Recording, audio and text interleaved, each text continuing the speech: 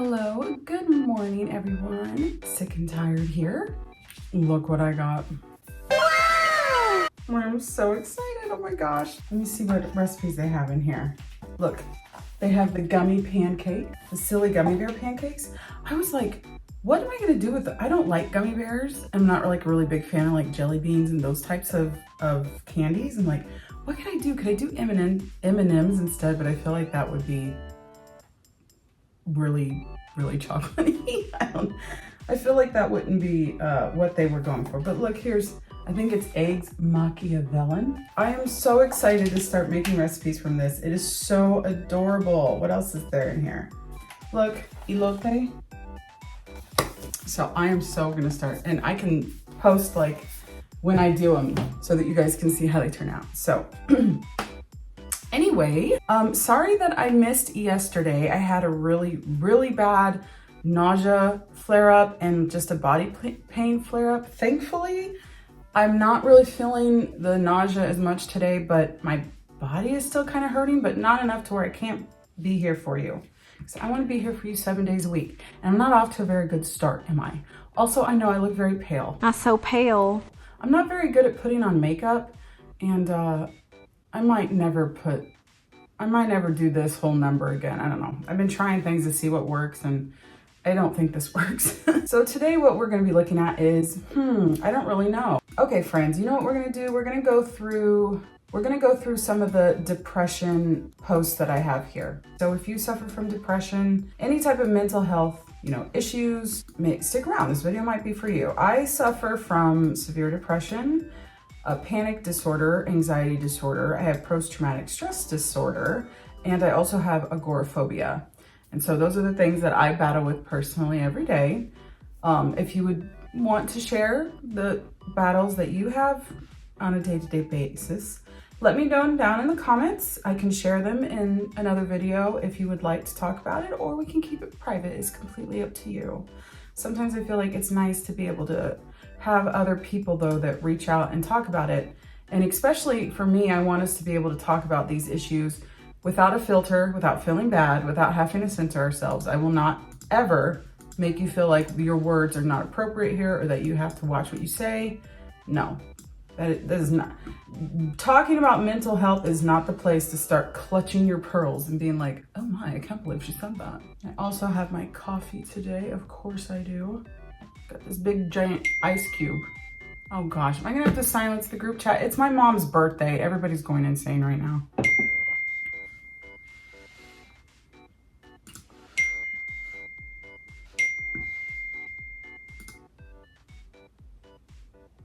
Okay, so the first post that I have here actually comes from Spotlight. I could be brown, I could be blue, I could be violet sky, I could be hurtful, I could be purple, I could be anything you like. I could be brown, I could be blue, I could be violet sky, I could be hurtful, I could be purple, I could be anything you like. I could be brown, I could be blue, I could be violet sky, I could be hurtful, I could be purple, I could be anything you like. I could be brown, I could be blue, I could be violet sky, I could be hurtful, I could be purple, I could be anything you like. I could be brown, I could be blue, I could be violet sky, I could be hurtful, I could be purple, I could be anything you like. I could be brown, I could be blue, I could be violet sky, I could be hurtful, I could be purple, I could be anything you like.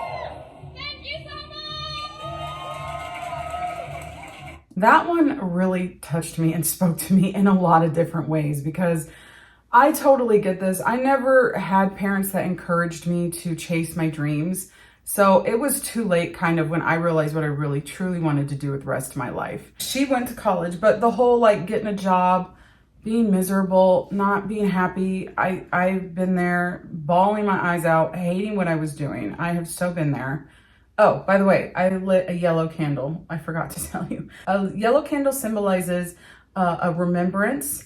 It's also good for focusing. But why I lit it today, because it represents hope. And I think we can all use hope. I think hope is one of the most important things to hold on to. Her saying one day I just decided to quit my job. Unfortunately, not a lot of us have that luxury. Some of us, you know what? Some of us don't care. We take that risk because our happiless is more important and we're really going for broke.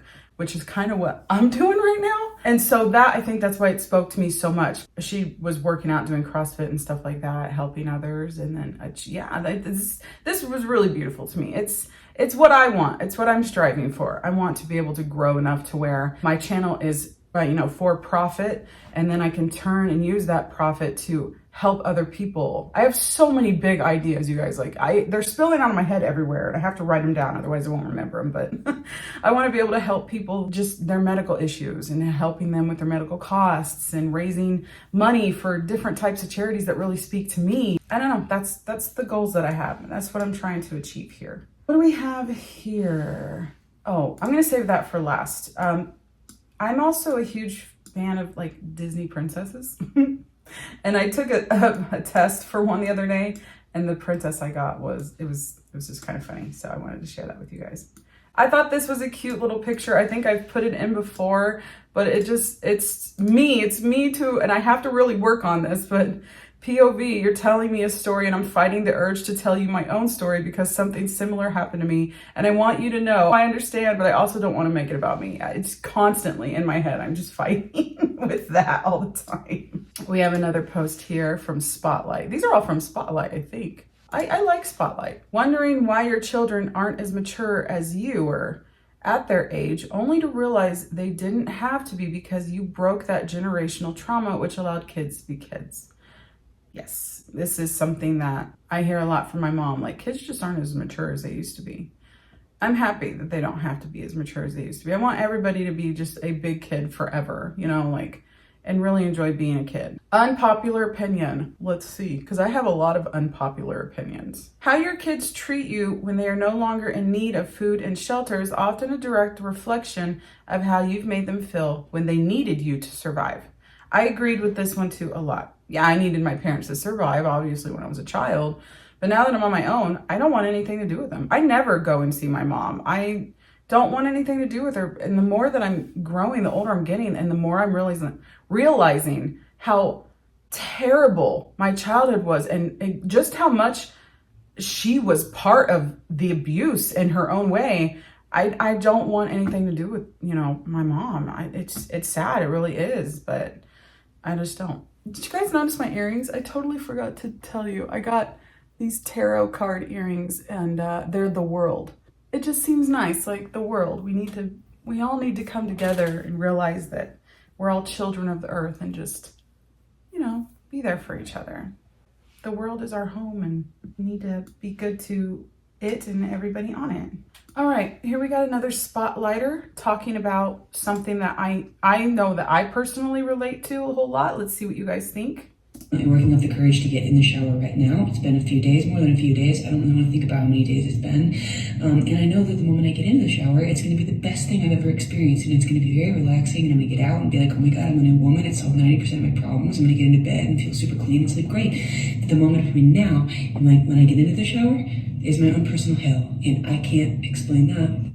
Yeah, I relate to that a whole lot, especially when I had first gotten sick and I first got diagnosed with dysautonomia, and I was told that this was going to be with me forever. It's a chronic illness. I just fell into severe depression, and the thought of getting up to do anything in regular daily life was not just terrifying, but also unbelievably overwhelming. I came to a point where I thought, what's the point? Why get up and shower? What's the point of life anymore? Is there really any point?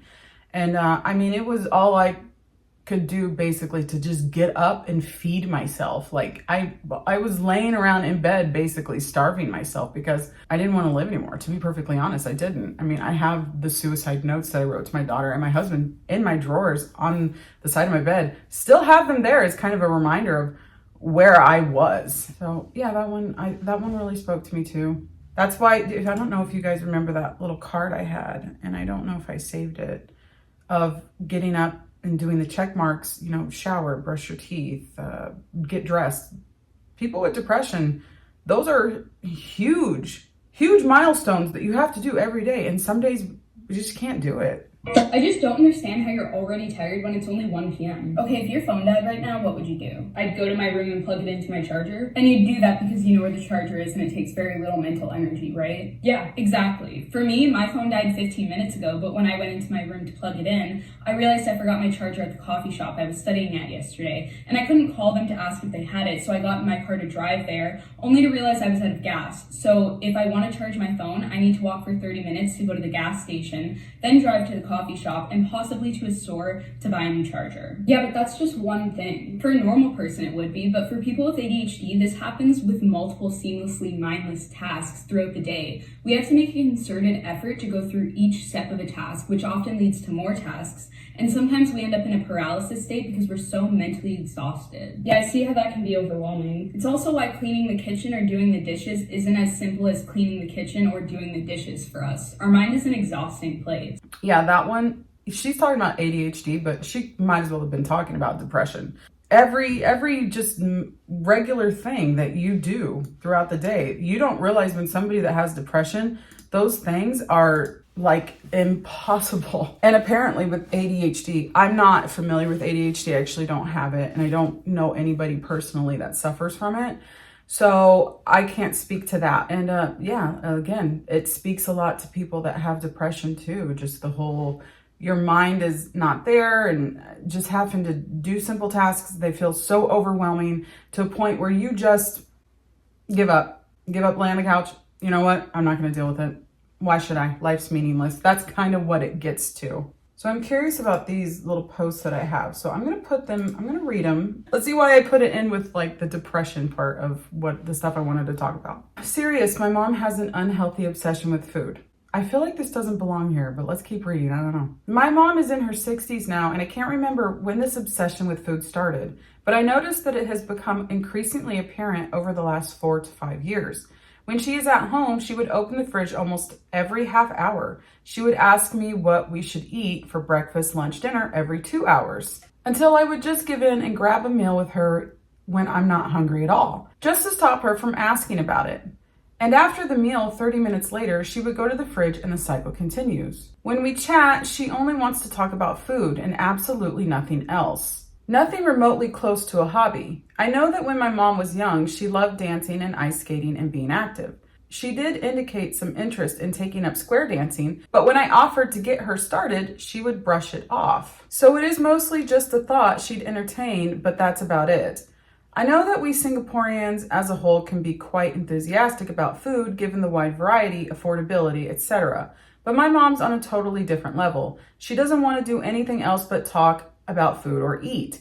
If I suggest that we go for a walk, try something fun like handicraft or dancing, she would dismiss it and see it as me trying to give her pressure. So I don't even bring it up now.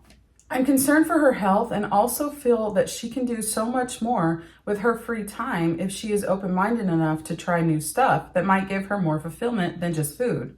My question is this normal of people her age? Fellow Singaporeans of a similar age, what do you guys do when it comes to hobbies, etc.? And what's the best approach to this? Also, my dad passed away many years ago, so she doesn't have a companion or a social circle and shows no interest and has no interest to know people. Okay, so I can see why I put this here. The only thing I can really think of is maybe food is her safe space. And right there at the very end, you know, her husband passed away and she doesn't really show interest in other people. She could actually be having a form like of depression. And the only way she kind of feels relief from it is through food. And what about you guys? Anybody out there, depression and binge eating go hand in hand? I do not personally suffer from that. I'm not somebody that's like a binge eater when I'm depressed. When I'm really depressed, I'm somebody that seriously becomes like, I don't know, what would that be? Like a hermit crab.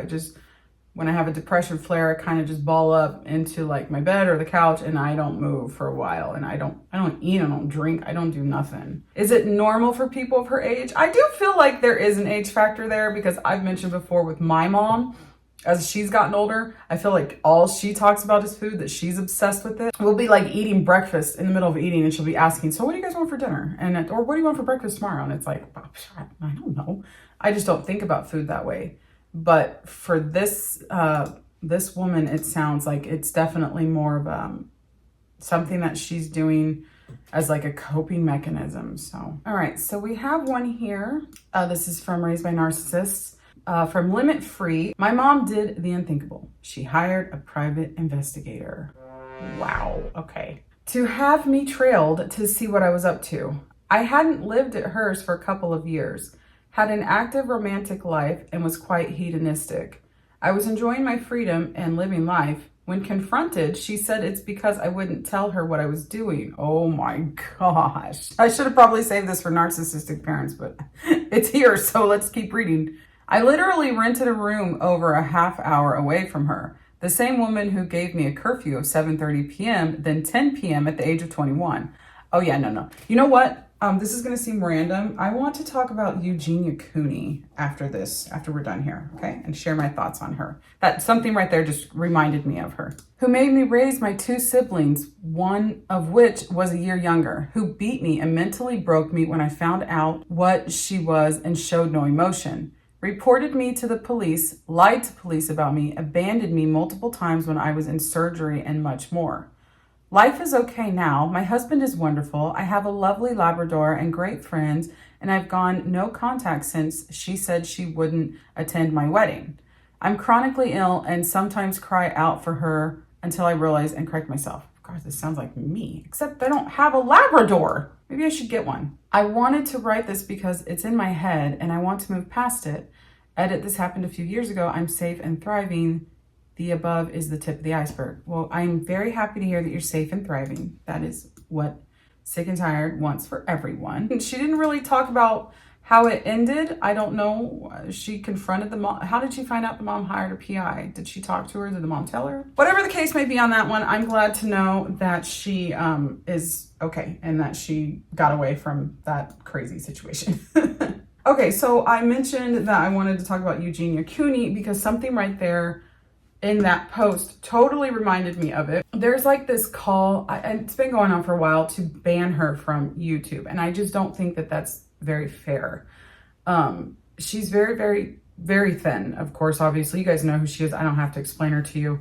But when I watch her videos, a lot of people are, she needs help. She needs help. And I agree 100% as far as her health goes. I do think she needs help.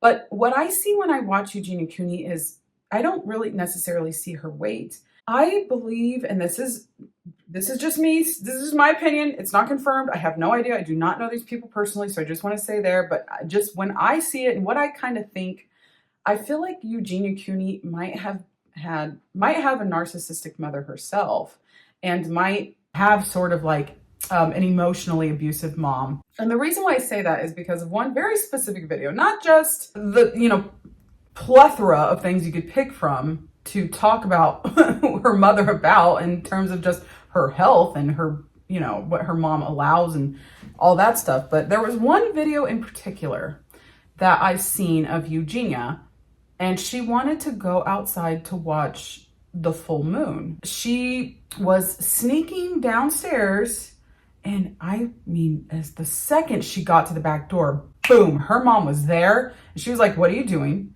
And Eugenia was like, "Oh, I was just gonna like look out the window and see." And her mom was like, "Get inside." You guys aren't kidding about how amazing this moon is, because I do feel kind of bad if I'm disturbing my mom at all.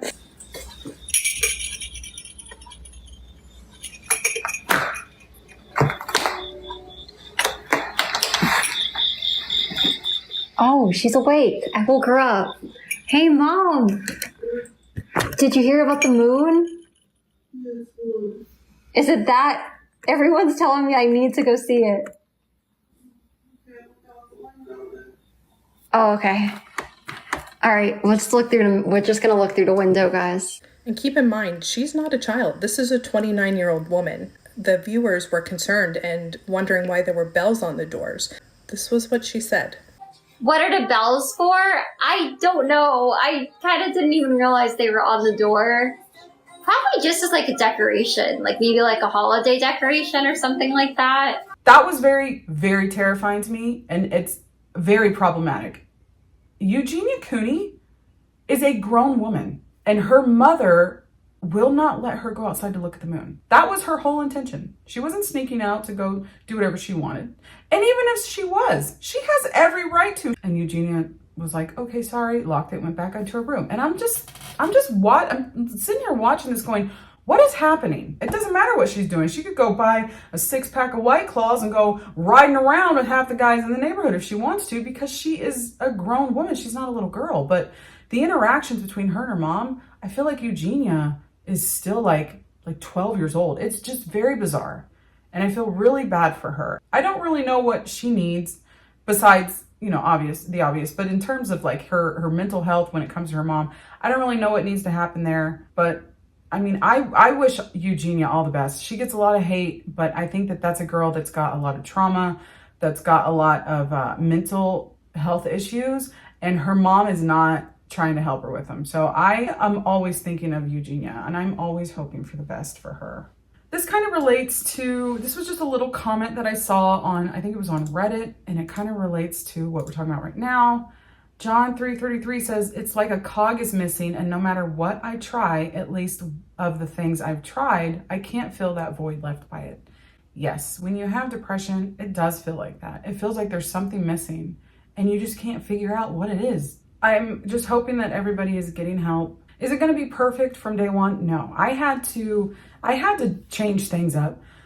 Sorry, I don't know what's wrong. It's like I've been smoking in a bar all night, but I promise I haven't. I know when I first started going to therapy and really talking about my issues, it wasn't perfect at first. We had to kind of figure it out, and it's trial and error to see what works for you. But in all honesty, guys, like I said, my, what notes are next to my bedside table right now. They're still there. I still have them because I can't forget at the point that I was at. I just can't let that go. It's a part of me, and it has to stay there for me, for myself. Now there's no way I would ever, because I don't know.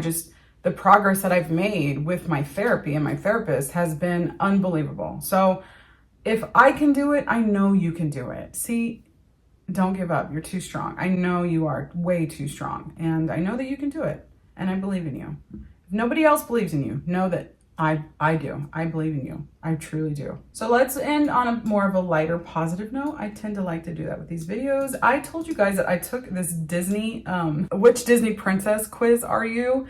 And it was very intricate. That's what I liked. I don't like when you're taking a quiz and oh, you're picking all A's, you're going to be this person. This, I had no idea who I was. And I got the results and I was like, oh my God, she's like one of my top 5 favorite Disney princesses. I actually got Pocahontas. And it says, congratulations, you're Pocahontas. The most important thing for you is to be in tune with Mother Earth.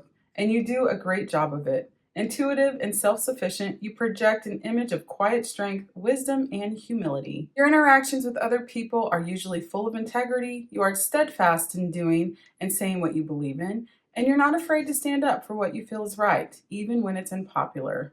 However, when thrown into a completely new environment, you may sometimes begin to lose yourself and risk becoming something you're not. When you remain true to yourself and act from a place of integrity, you are an extremely effective ambassador and peacemaker.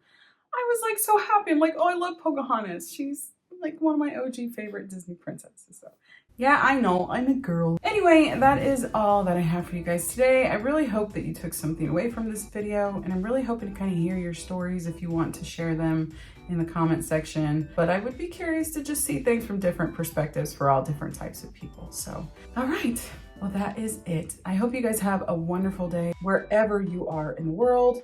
I hope that your symptoms are low. I hope that your magic is strong. And until next time, bye, loves.